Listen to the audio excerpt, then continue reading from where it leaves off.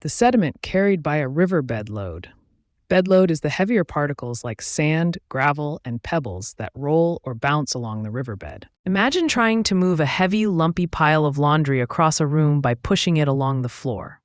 Just like how your hands and arms work to move the laundry, a river uses its flowing water to push along heavier sediments like rocks and pebbles, which make up the bed load. In this analogy, your hands and arms represent the river's current, the laundry symbolizes the sediment, and the floor is akin to the riverbed, illustrating how both processes involve moving a load across a surface through applied force.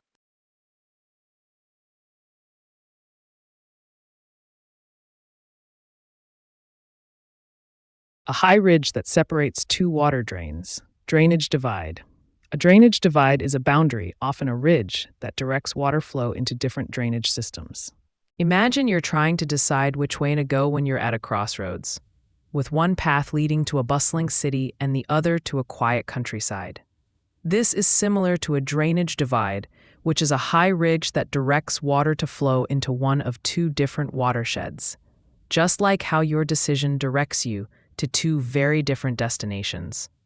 The crossroads is like the ridge, acting as the point of decision, where water or you must choose a path, ultimately determining the direction and final destination of the journey.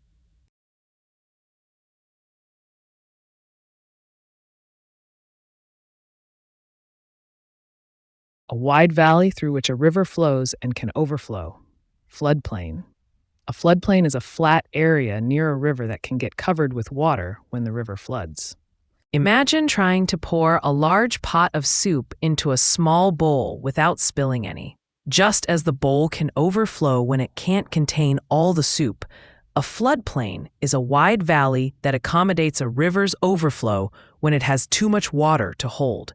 In this analogy, the pot is like the river carrying excess water, the bowl represents the riverbanks, and the spilled soup symbolizes the overflow that spreads across the floodplain, much like water spilling beyond the river's boundaries.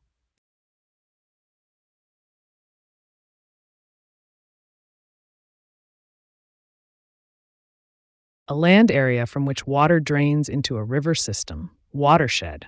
A watershed is the area of land where all the water flows into the same river or stream.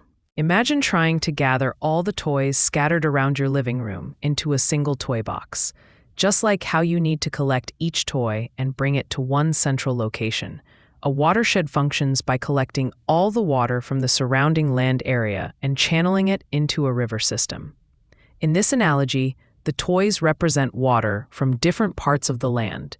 The living room is the watershed, and the toy box is the river system where everything ultimately converges.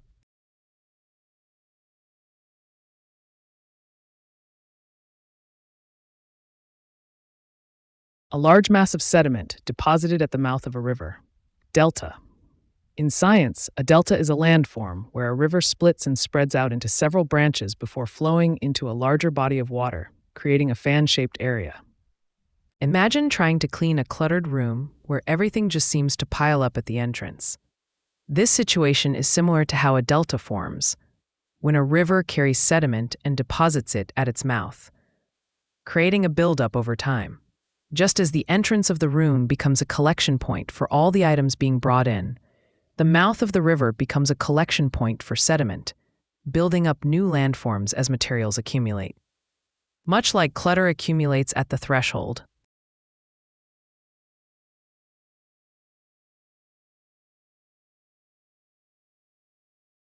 an area of land that is periodically underwater. Wetland. Wetlands are natural areas where water covers the soil, creating a unique environment for plants and animals. Imagine trying to manage a closet that sometimes gets flooded with clothes during certain seasons, making it difficult to access everything inside. This is similar to how a wetland operates, where land is periodically submerged underwater, affecting the accessibility and usability of the area. Just as the inundation of clothing in your closet can change how you interact with the space, the periodic flooding in a wetland alters the ecosystem, influencing which plants and animals thrive and how nutrients are cycled.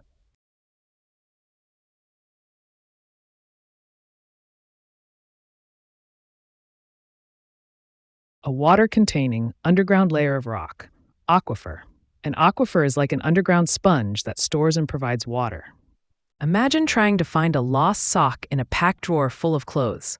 Just like how you have to sift through layers of clothing to find that sock, an aquifer is like a hidden water source tucked away beneath layers of soil and rock underground. In both cases, the sock and the water are valuable resources that are concealed within layers, requiring some effort to reach, but are essential once found.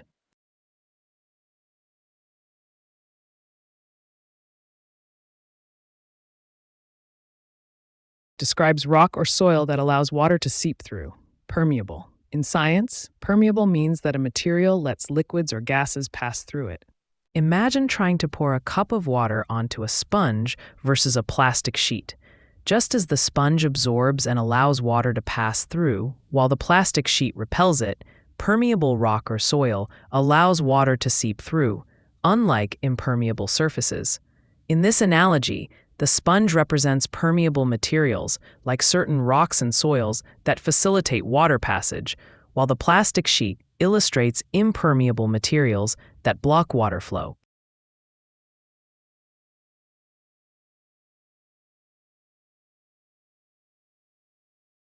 Does not allow water to pass through easily. Impermeable. In science, impermeable means a material that does not let liquids like water flow through it. Imagine trying to get into a concert without a ticket, only to be stopped at the entrance. This situation is similar to how an impermeable material behaves with water, as it acts like a barrier that prevents water from passing through easily. Just as the concert security ensures that only ticket holders can pass through, an impermeable surface ensures that water cannot penetrate, maintaining a strict boundary.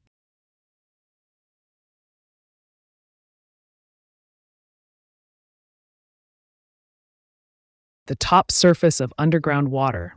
Water table. The water table is the upper level of groundwater in soil or rock, where the ground is saturated with water. Imagine trying to fill a sponge with water, only to find that after a certain point, all the water starts pooling on the surface instead of being absorbed. This situation is similar to how the water table works, where the ground can only absorb so much water before reaching a point where it can't hold any more, and the excess water remains at the top. In this analogy, the sponge represents the ground, the absorbed water represents underground water, and the pooled water on the surface symbolizes the water table, which is the top surface of this underground saturation.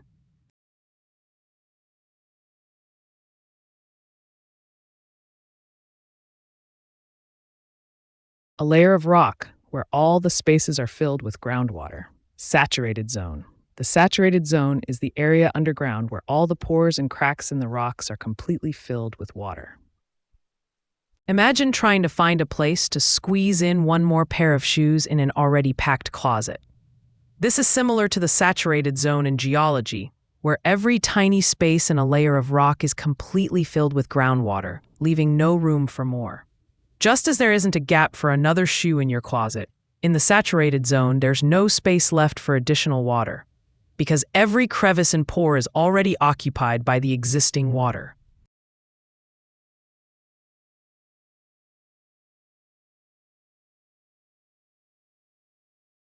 A well in which water rises due to pressure. Artesian well. An artesian well is a type of well where water naturally flows to the surface without pumping because it is under pressure. Imagine you're holding a tube of toothpaste and squeezing it from the bottom. Just like how the toothpaste rises and comes out of the nozzle due to the pressure you apply, an artesian well allows water to rise and flow naturally because of the pressure in the aquifer. In this analogy, your hand squeezing the tube represents the pressure in the underground aquifer. The toothpaste represents the water, and the nozzle of the tube is like the well opening through which the water emerges.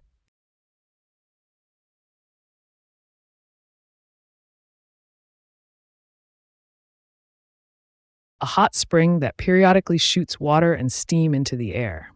Geyser. A geyser is a natural hot spring that erupts with water and steam due to underground heat. Imagine you're trying to open a jar that's been tightly sealed for too long. The pressure inside the jar builds up until, with a twist, it finally bursts open, releasing a burst of air and aroma. Similarly, a geyser is like that jar, where underground heat causes water to boil, building up pressure until it finds an escape route, erupting dramatically with steam and water. Just as the pressure in the jar finds relief when opened, the pressure beneath the Earth's surface in a geyser finds its release by shooting upwards, creating a stunning natural spectacle.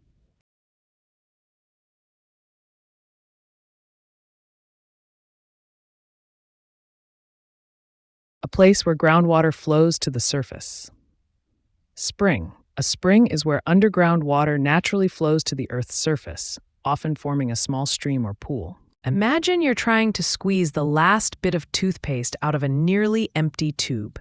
Just like how you apply pressure to the tube and the toothpaste finds the path of least resistance to emerge, groundwater under pressure finds openings in the Earth's surface to flow out as a spring.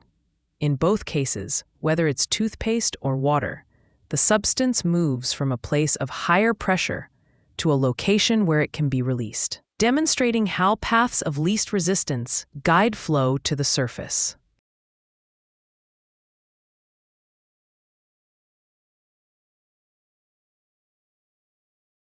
A path along which water flows. Channel. In science, a channel is a passageway or conduit through which fluids, signals, or particles are transported. Imagine trying to navigate through a crowded room at a party to reach the snack table. Just as you need a clear path through the people to smoothly and efficiently get to the snacks, water needs a channel to flow from one place to another. In this analogy, the crowded room is like a landscape. The people are obstacles like rocks or soil, and the channel is the clear path that allows water, like you, to move effortlessly from one point to another.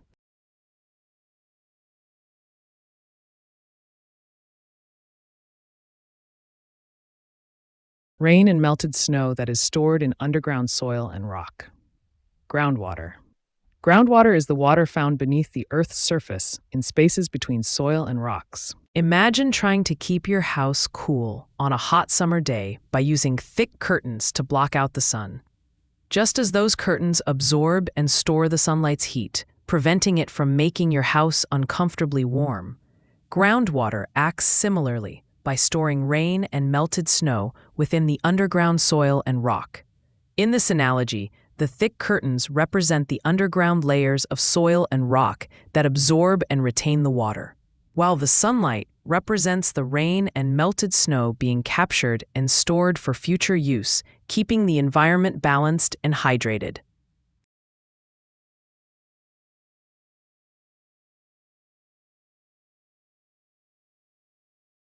The constant movement of water through Earth and its atmosphere by evaporation, condensation, and precipitation. Water cycle. The water cycle is the journey water takes as it changes form and moves from the ground to the sky and back again. Imagine you're trying to manage a wardrobe that's always overflowing with clothes, yet you can't seem to find the right outfit when you need it. This scenario is similar to the water cycle, where water continuously moves through its various stages. Just like your clothes cycle through different states of being worn, washed, and stored, in both cases, there's a constant flow.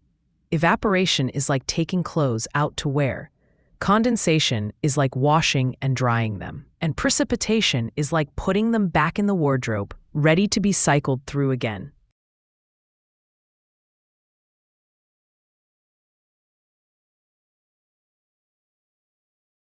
A stream that flows into a lake or river. Tributary.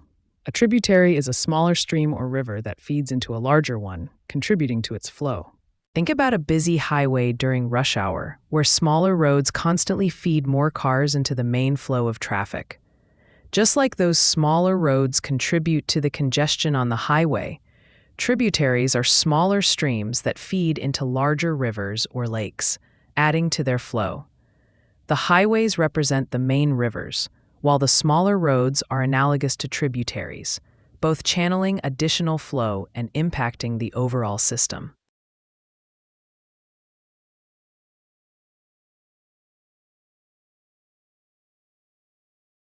The process of dropping sediment by water or wind. Deposition. It is when particles carried by wind or water settle and accumulate in a new location. Imagine you're carrying a heavy bag of groceries home, and as you get tired, you start to put down items one by one along the way. This is similar to how water or wind, when losing energy or speed, begins to drop the sediment it carries. Just like you lighten your load by leaving groceries on the path, water or wind lightens its load by depositing sediment, with both processes leaving a trail of items or particles behind in their wake.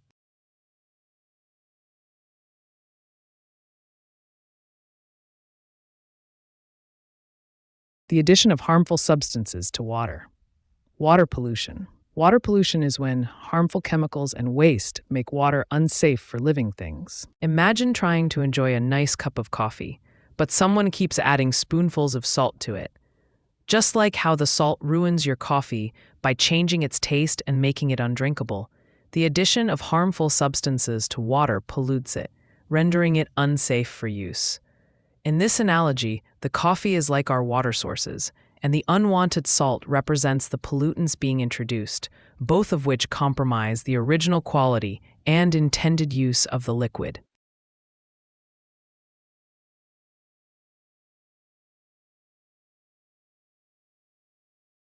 Pollution that comes from a specific source. Point source pollution. It is a type of pollution that originates from a single identifiable location, like a factory's smokestack. Imagine you have a leaky faucet in your kitchen that drips water constantly, creating a small puddle on the floor. Just as the leak is clearly identifiable as the single source of water causing the puddle, point source pollution can be traced to a specific identifiable origin, like a factory pipe discharging waste into a river. In this analogy, the leaky faucet represents the point source of pollution. The dripping water is akin to the pollutants being released, and the puddle is like the contaminated area being affected by those pollutants.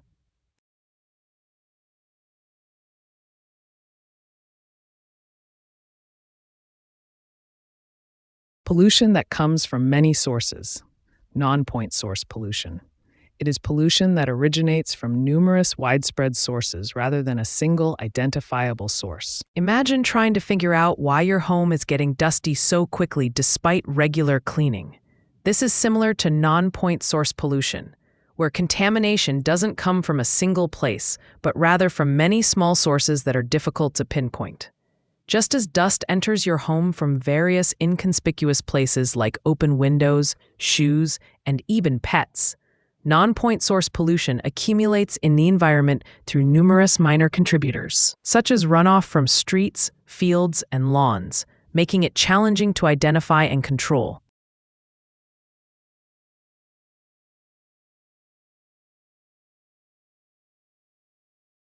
The process of supplying water to land to grow crops.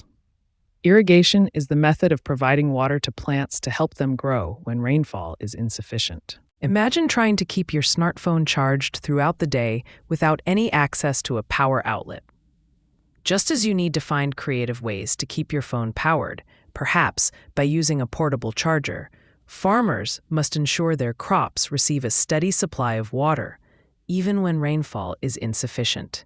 In this analogy, the crops are like your phone that needs energy to function, and irrigation is akin to the portable charger that provides the necessary resources when natural sources, like rainfall or electricity from an outlet, are unavailable.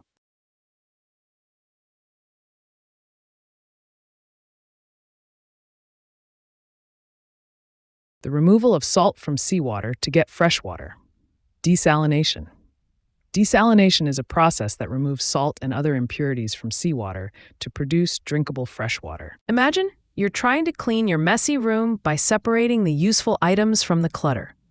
Just like sorting through your belongings to find what you truly need, desalination involves separating the valuable fresh water from the salt and other impurities in seawater. In this analogy, the clutter represents the salt and impurities. The useful items symbolize the fresh water, and the act of sorting is akin to the desalination process that filters out the unwanted elements to leave you with what you need.